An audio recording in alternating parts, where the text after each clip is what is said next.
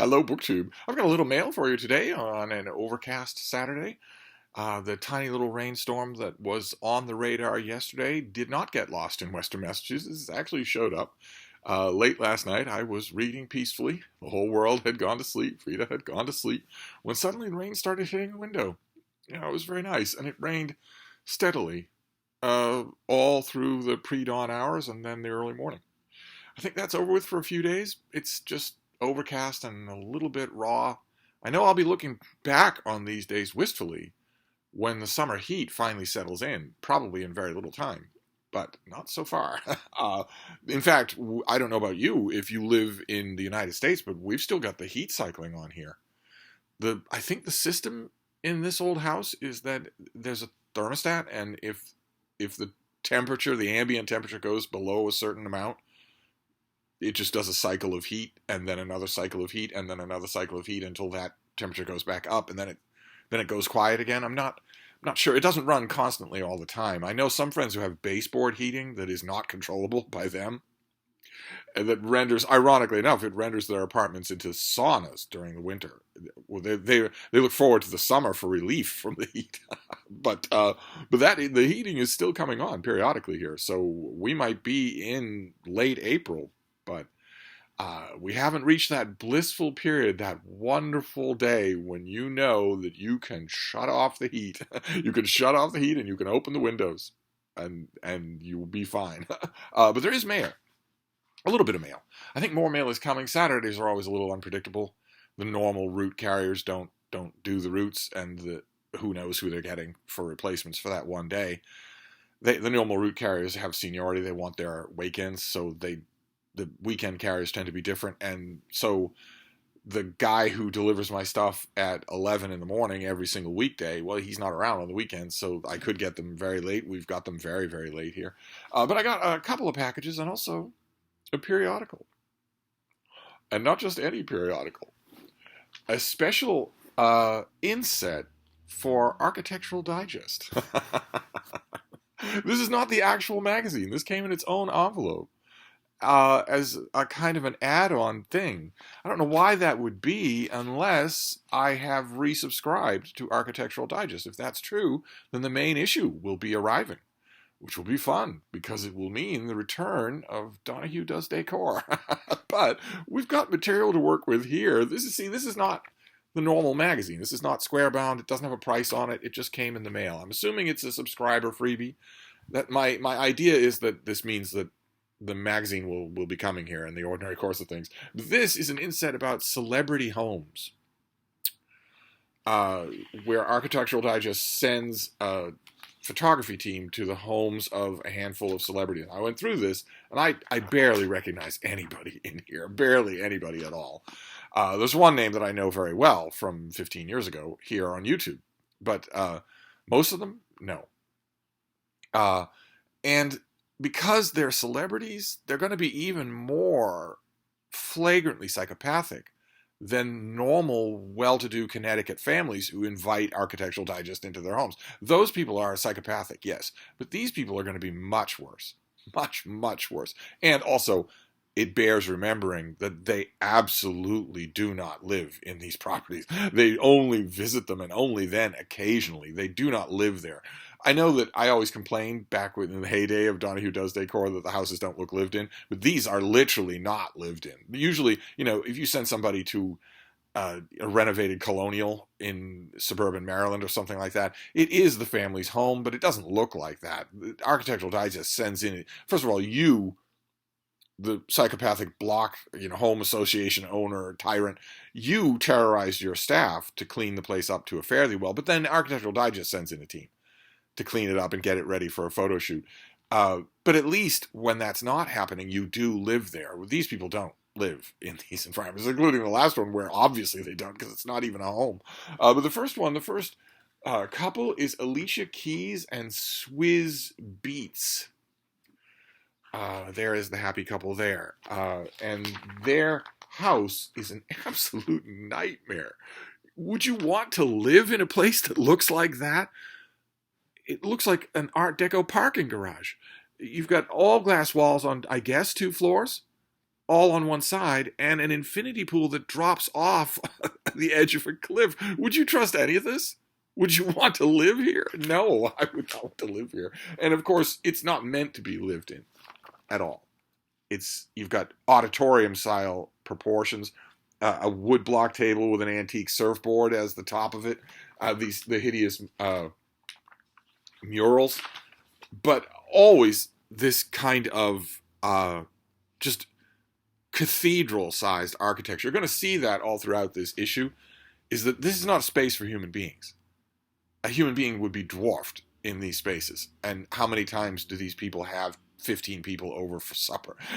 It's all well and good that they don't live in these spaces, but you're going to see all throughout here that theme, and the theme is hideous waste. Now, I'm a bit of a den animal, so I think that a big home is hideous waste anyway. A big home, usually, even if you have a couple of kids, is more space than you need. But I understand there's a lot of resistance to that idea, and the creaky old American dream is to have a gigantic home, to eventually get to a place where you have a gigantic home. Some of you listening to me are members of the very last generation that can actually achieve that dream. And most of you, I would guess that most of you listening to me are in some of the first generations that absolutely will not. That might as well be a work of fantasy. You might as well be talking about your own spaceship. But you're gonna notice that throughout here, that just unbelievable amounts of waste. There'll also be all the same usual bad decisions in terms of room arrangement.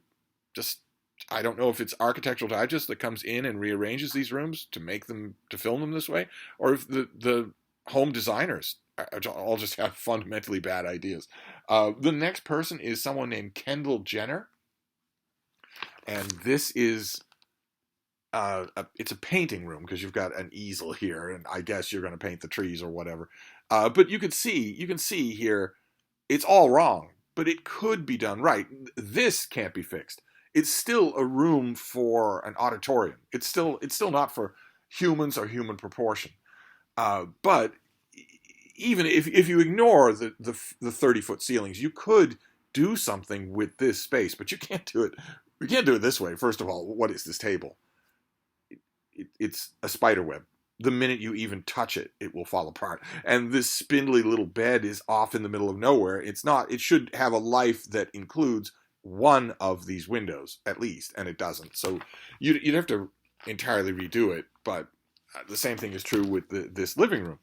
All the choices here are wrong. These people, first of all, why are you assuming that these people want to look at each other? But these people have their back to a door. These people have their back to a window. So these people can't enjoy the surroundings. They can't look at the natural world. And these people can't see when the abused illegal domestic help is stalking up to kill them. Both don't work. And both don't take advantage of the signature piece in the room, which is the fireplace. Obviously, what you want is to have these couches co-joined right about here in a V shape facing the fireplace, so that A, everyone can enjoy the look of the outside, B, everyone can see all the doors and windows, and D, everyone can enjoy the fireplace. I imagine it's all decorative. And then this thing over here. What on earth? It's not within reach of this couch. It's a mile away from this couch. So what on earth? It's just lots and lots of bad decisions. You've got some very nice pieces, big brass tub like that. That's a very nice piece, although it's not as nice as one bathroom setup that we're going to see. This, of course, I envy the wallow factor. Having a great big tub that you can wallow in. I used to have one of those a long time ago, and when I was traveling, occasionally I would come across one. I don't have one now, and I miss it. There's just nothing for your mental health like a good long bath. Not a shower and not a swim in the pool, but just a soak in the tub. But to me, now that I'm a million years old, I look at something like this, and before I think of the wallow factor, I think of the danger factor. This is just, a danger is lurking, ready to go off. But you're in this home. Who is this person again? Kendall Jenner. In this home, you're going to see the first hint of what I was talking about, of obscene waste, obscene amounts of it. Because there's this room. Look at all those shoes. And look at this.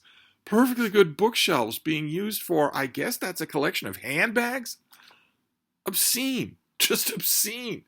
Probably every one of those handbags costs, $30,000. Then our next people here are David Diggs and Emmy Raver Lampman.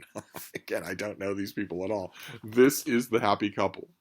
I stress that as sarcasm because they are obviously not happy. None of these people are all nanoseconds away from vicious divorces. But you have the Tony vinyl. I'm assuming that the vinyl only makes sense there. Well, it doesn't make sense there. Only books make sense underneath the bookcase, or a reading nook. You could make a reading nook in that space. But I'm gathering that the vinyl is only there because somewhere here is an entertainment center of some kind, a record player or something. Why would you want to walk across the house to get to the vinyl? But this is, I guess, a kind of den or living room. And my first instinct was to rail that the books are obviously decorative, that 50% of them are not reachable, that they seem curated rather than loved. But I was immediately distracted by that Frenchie right there. And I don't know if that was done for the photo shoot, but I'm hoping that these two people, David and Emmy, really do let their Frenchie up on any furniture. That would be wonderful. You have this, the description in the issue calls this the monkey room because it's got this hideous wallpaper. But if you rip the wallpaper out, and of course don't put the couch backed up to the window so that you can't look out the window when you're in the room, and that you don't want the couch blocking a door, and you don't want the couch 9 feet away from the coffee table, and you don't want the coffee table in the room. So when you're pulling all the rest of this crap out of here, you would also obviously strip the wallpaper, and so you would have to rename the room. And there's the pool deck. Again, all of my fragile old person instincts just rail at such a thing. And this is what I'm talking about. The kind of obvious waste there. 25-foot ceilings with a table for 50 people when it's just you and it's not even you because you don't actually live there. Then we move to Australia, to one of the only celebrities in here that I know, Troye Sivan, who once upon a time, a long time ago, had a YouTube channel. A guys YouTube channel, a confessional, day in the life, vloggy type YouTube channel, in which he talked about his dreams to be a recording artist, and in every single video made sure to reassure you guys that he is not just using his YouTube channel as a pump and dump to get himself a recording career. And the instant he signed his first recording deal, and I mean the very instant that he did, he stopped making videos because no one's paying him $1.5 million and a giant Sevier server tray full of cocaine. No one's paying him anything. So all of that was a lie. And it opened my eyes because he was the first YouTuber just nakedly just opportunistically lying to his audience about what in retrospect is clearly his goal. He was the first one of those that I ever encountered. Maybe, for all I know, he was in the first generation of the first ones that ever were. Since then, I have, of course, noticed that in lots and lots and lots of other channels where people, this is a thing that is endemic to social media in the 21st century, people just aren't as good at acting as they think they are. They think they're being convincing when once you know what to look for, they absolutely are not. You can tell right away when they have an agenda and are using you to get to that agenda. I notice this a lot in so-called AuthorTube. What AuthorTube has become is a lot of that. But we go to Australia, to Troye Sivan's home, and there he is. I imagine he had to be told where that landing was because he doesn't live here. He's 4 feet tall. He's a tobacco addict, but he's a tobacco addict to such a level that he's what I refer to as a guild navigator. He doesn't eat. He doesn't ingest water anymore. He doesn't need oxygen. This has become his only need, and he needs it pretty much constantly. I imagine that just the length of time it took for the shutter of this camera to go off was already starting cold sweat to prick out on his forehead.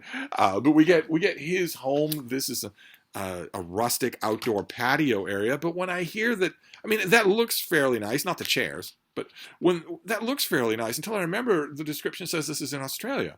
So this is Snake Central. This is 5-foot wide spiders. Why? This is lizards that can spit venom from 30 feet away. So who cares? Who cares if it looks nice?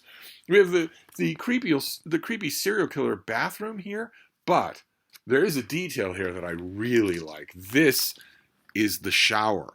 I imagine that this is on the opposite side of this. I imagine that the photographer was probably standing in front of the shower to film the door.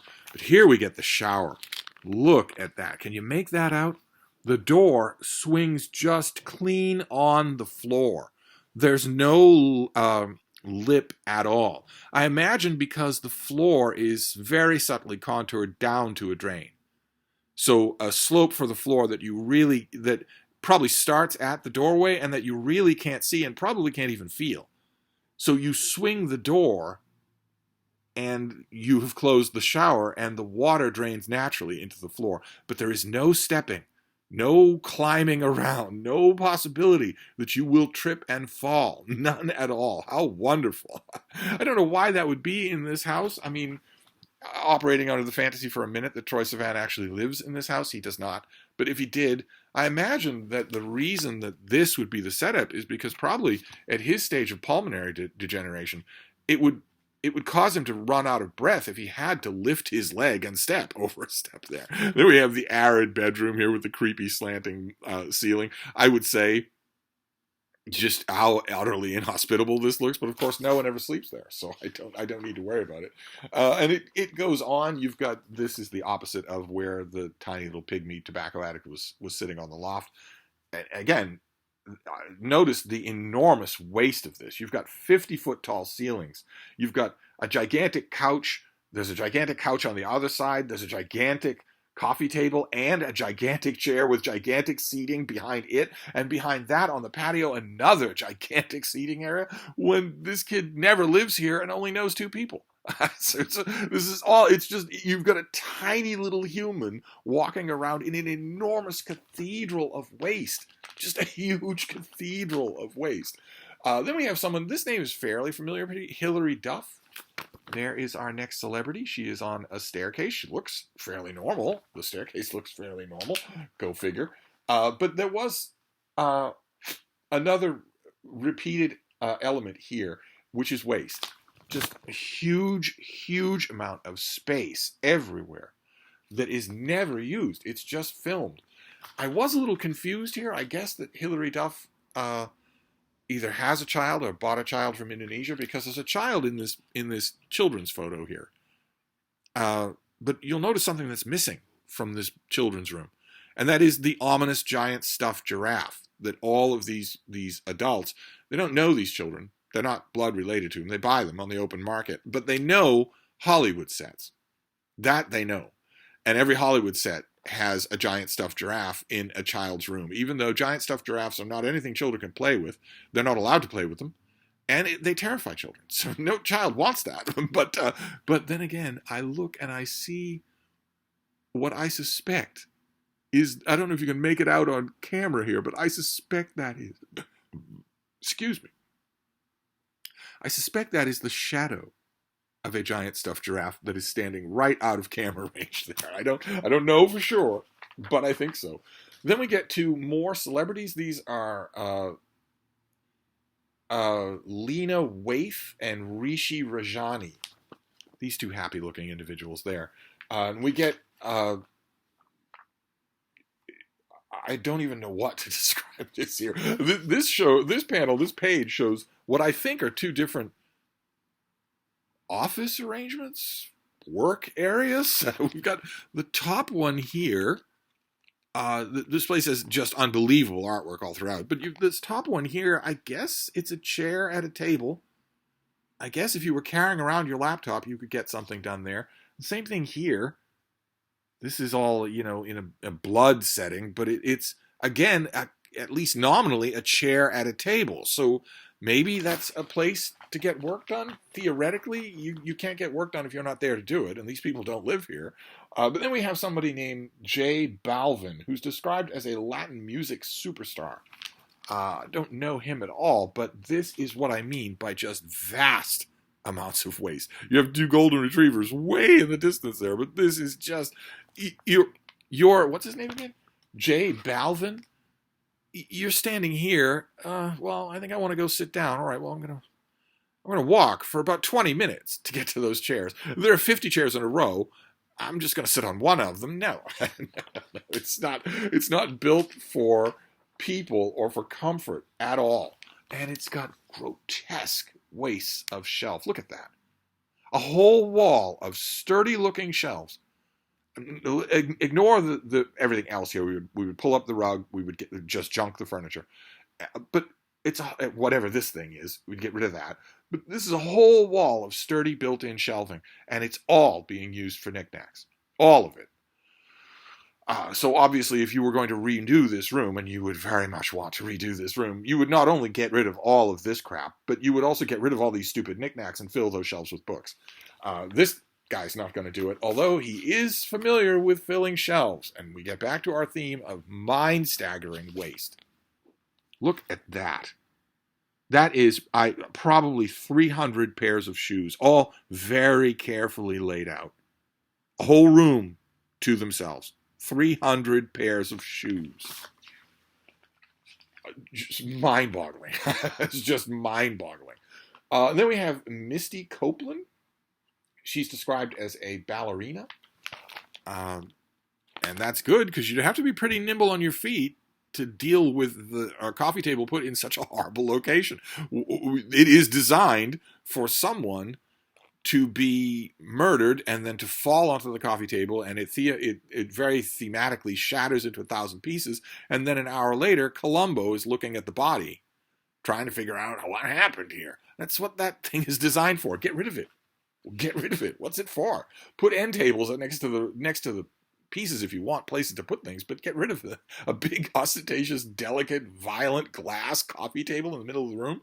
But more staggering waste. 100 pairs of shoes. Ridiculous. I don't know if you've noticed lately, but you only have 1 pair of feet. But the last location here is not a home at all. It's Gwyneth Paltrow, and it's just her office. They just decided to do her office. The ad copy says that they dream up she and her underlings dream up an unconventional LA corporate headquarters predicated on inclusion and empowerment. But she screams at people all day long in this place. So it's only a myth. Yes, you do have people actually using the space, again with 40-foot ceilings.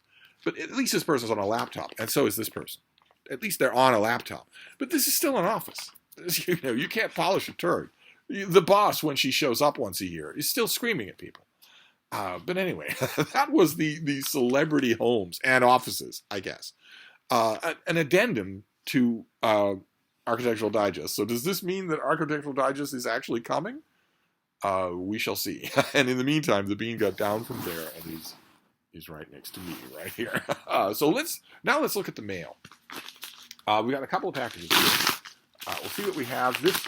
For all I know, the Saturday mail is not off, and there's not going to be any more mail this week, so we may be finishing out here. Oh, the people at Osprey. Oh, God love them. God love them. I'm going to have to write to the publicist and thank them. I don't know if they'll be around on a Saturday. Oh my. All right, this comes out in early May. This is by Catherine Hanley, and this is called 1217, The Battles That Saved England. Oh man. In 1215, King John had agreed to the terms of Magna Carta, but he then reneged on his word, plunging the kingdom into war. The rebellious barons offered the throne to the French Prince Louis and set off the chain of events that almost changed the course of English history. Although I want to point out, the king made a promise. So if he doesn't keep it, they're not rebellious. He is. But anyway, Louis first arrived in May of 1216, was proclaimed king in the heart of London. A lot of people don't know that. A lot of people don't know that a Viking was ever king. And a lot of people don't know that a French king was ever king.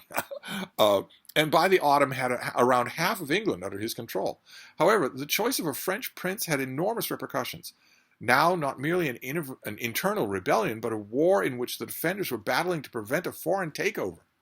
John's death in October of 1216 left the throne in the hands of his 9-year-old son Henry and his regent, William Marshal, who we've also seen on this channel, which changed the face of the war again, for now the king trying to fight off an invader was not a hated tyrant, but an innocent child. 1217, this book, charts the sense of national identity that began to swell. 3 key battles would determine England's destiny. The fortress of Dover was besieged, the city of London was attacked, and a great invasion force set sail, and, unusually for the time, was intercepted at sea. The author expertly navigates medieval siege warfare, royal politics, and fighting at sea to bring this remarkable period of English history to life. Oh, fantastic. Absolutely fantastic. All right, so this comes out in early May. I am slowly triangulating on needing to make my May shelf. I don't want to do it alone. I want bookish company while I do it, but I do it alone all the time now. So, oh, that is fantastic. All right, so that's the first one, and that's going to be a tough act to follow. Let's see what this next one is. Oh, okay. All right, the folks at Bloomsbury Press, very good. Let's see here. This is going to be much later. Yes, July. Yes, this is July. This is by Alex Christofi, and this is Cypria, A Journey to the Heart of the Mediterranean. Boy, not only nonfiction, but history. What have we got here? Think of a place where you can stand at the intersection of Christian and Arab cultures, at the crossroads of the British, Ottoman, Byzantine, Roman, and Egyptian empires. A place marked by the struggle between fascism and communism, where the capital city is divided in half as a result of bloody conflict, where the ancient olive trees of Homer's time exist alongside undersea cables which link up the world's internet. In this book, named after a lost Cypriot epic, which was the prequel to the Odyssey, British Cypriot writer Alex Christofi writes a deeply personal, lyrical history of the island of Cyprus. From the era of goddesses and mythical beasts to the present day. Fantastic. Fantastic. This is only 350 pages, though. This sprawling, evocative, and poetic book begins with the legend of the Cyclops and the storytelling at the heart of Mediterranean culture. The author travels to salt lakes, crusader castles, mosques, and eerie town deserted at the start of the 1974 war. He retells the particularly bloody history of Cyprus during the 20th century and considers his own identity as a traveler and returner, as Odysseus was. Oh, I want to talk to this author. I wonder if he's doing interviews for the book in July. Written in sensitive, witty, and beautifully rendered prose. Well, slow down there, Seymour. I'll quite literally be the judge of that. With a novelist's flair and eye for detail, this book combines the political, cultural, and geographical history of Cyprus with reflections on time, place, and belonging. Good Lord. All that before breakfast. So who is the author when he's at home? The author of 4 books published in 12 languages, including the novels Let Us Be True and Glass. He's written for numerous publications, including The Guardian, London Magazine, White Review, and the Brixton Review of Books. I do not know the Brixton Review of Books, and now I want to. Mental note to go looking for the Brixton Review of Books. And he contributed an essay to the anthology What Doesn't Kill You. Dostoevsky in Love was his first work of nonfiction. I think I remember that book. Okay, great. Fantastic. Good, a little bit odd. Okay, well, it's a little bit odd that, I mean, he has a long bio note. It's a good, healthy paragraph and doesn't mention the word Cyprus. It's a little bit on the strange side. But anyway, this comes out as a hardcover in late July. Great. Absolutely fantastic. All right, fantastic. So, a history of Cyprus. But sounds like a personal history, lots of memoir. We mentioned that yesterday, that a lot of times that is the endemic danger here, is that the minute you're told that this is a mixture of memoir and history, it's going to be all memoir. We'll have to see if that ends up being true in any of those cases. But those were our 2 books. Was 1217. Fantastic. Oh my, fantastic. And also Cypria. History / a classic travel log. of the island of Cyprus. How wonderful. There's those two books, and then at a little free library, the Bean and I passed a little free library today. I found an old Penguin classic of Northanger Abbey.